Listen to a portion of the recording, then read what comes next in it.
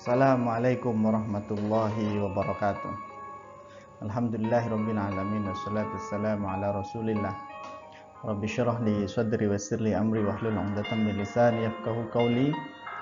Para hadirin yang saya hormati dan juga mahasiswa yang saya banggakan.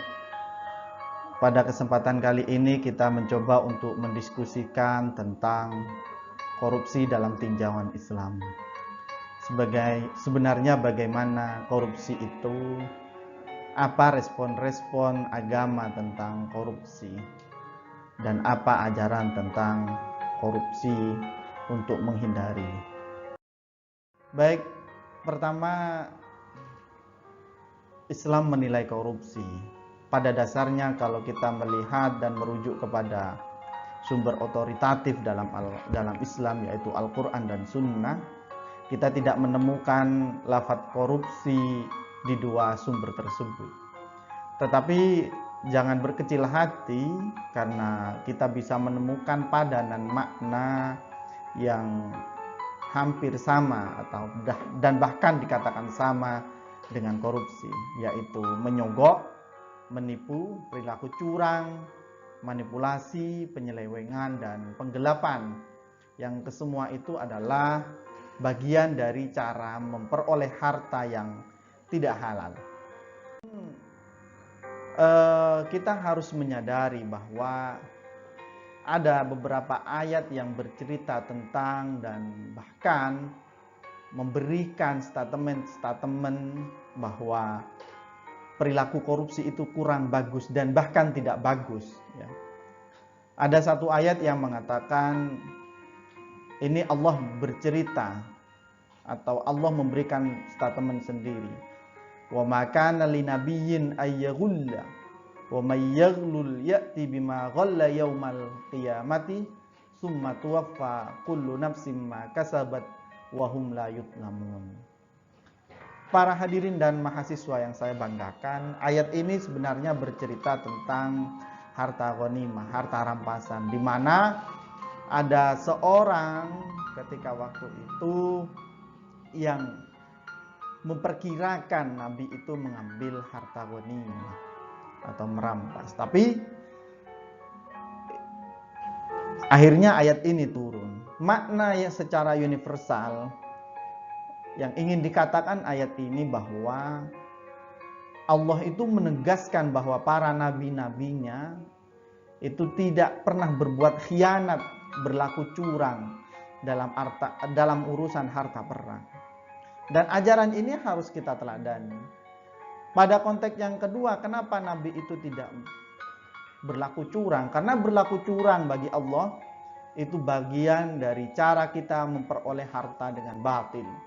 Dikatakan Allah berfirman, ya ayyuhalladzina amanu la ta'kulu amwalakum bainakum bil batil.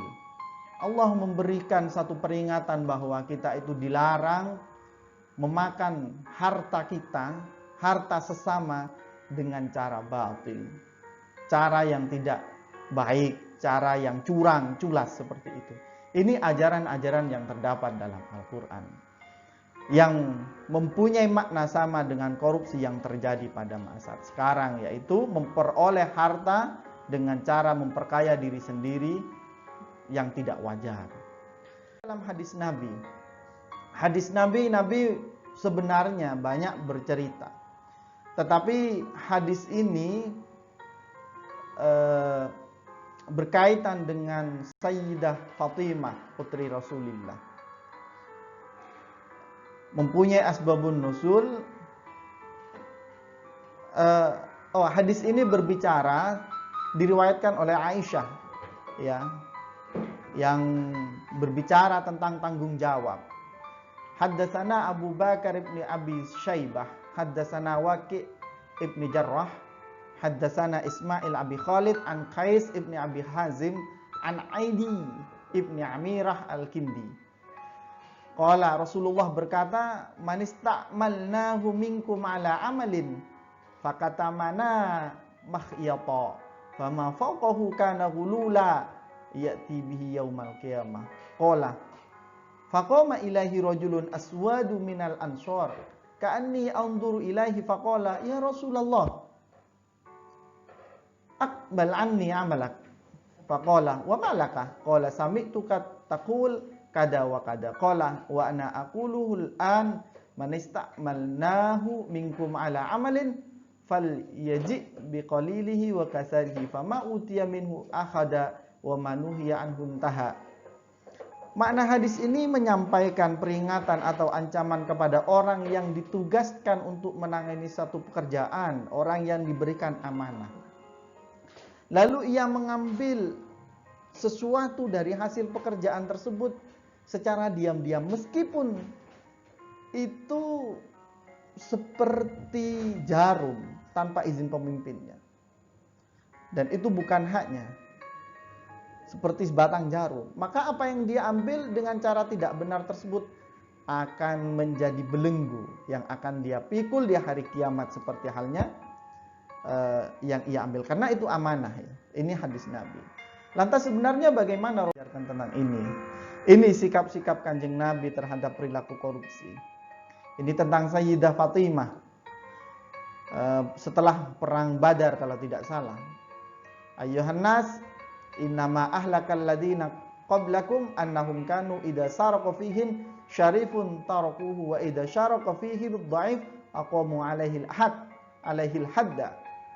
Waimullah law anna Fatimah binta Muhammadin saraqat laqata'tu yadah. Ini berbicara bagaimana cerita orang-orang terdahulu. Ini terjadi di Madinah setelah perang Badar kalau tidak salah.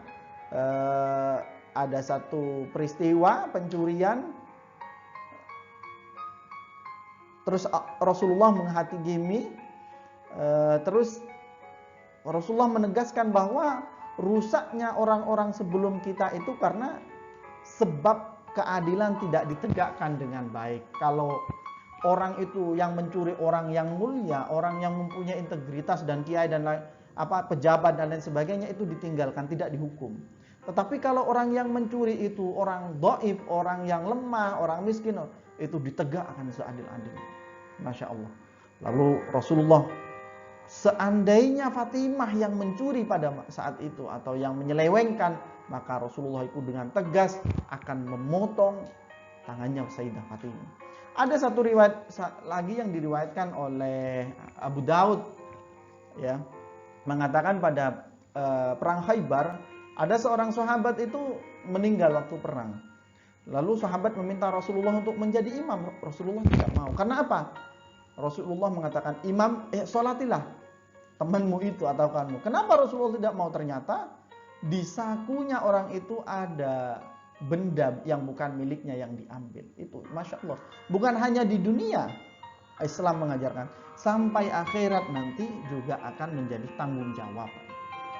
Baik, ini sikap selanjutnya yang dilakukan oleh Sayyidina Umar tentang atas korupsi. Sayyidina Umar itu menolak sajadah yang diberikan oleh gubernur Kufah yang bernama Abu Musa al-Ash'ari. Kenapa Rasulullah menolak? Kenapa Sayyidina Umar menolak? Karena sajadah itu bukan haknya Sayyidina Umar. Atau satu peristiwa tentang Sayyidina Umar menolak perilaku korupsi atau gratifikasi yang dilakukan oleh gubernur Azerbaijan karena memberikan makanan kepada Sayyidina Umar. Sayyidina Umar mengatakan apa? Apakah makanan ini biasa dimakan oleh rakyatmu? Utusan Azerbaijan itu mengatakan tidak. Ini makanan orang-orang besar ya Sayyidah. Lanjut, makanan itu dikembalikan oleh Sayyidina Umar. Untuk melakukan tindakan menghindari anti korupsi, Sayyidina Umar itu membentuk PPATK, badan pembersihan seperti itu. Bagaimana mencatati semua harta-harta para sahabat yang dikomandani oleh Sayyidina atau sahabat Maslamah. Tidak di situ, kita bisa menyaksikan bagaimana sikap Umar bin Abdul Aziz terhadap anti korupsi. Mereka Sayyidina Umar bin Abdul Aziz itu sebagai khalifah yang dikenal sahaja, alim dan lain sebagainya. Mereka Sayyidina Umar bin Abdul Aziz itu membentuk Baitul Mal, memilih untuk tetap hidup bersahaja meskipun dia sebagai khalifah. Dia mengatakan, berpesan kepada anaknya, anakku, seandainya saya mau kaya, saya akan kaya, tapi saya tidak kuat di neraka nanti. Nah, itu siksaan. Ajaran-ajaran Islam tentang korupsi, tentang anti korupsi.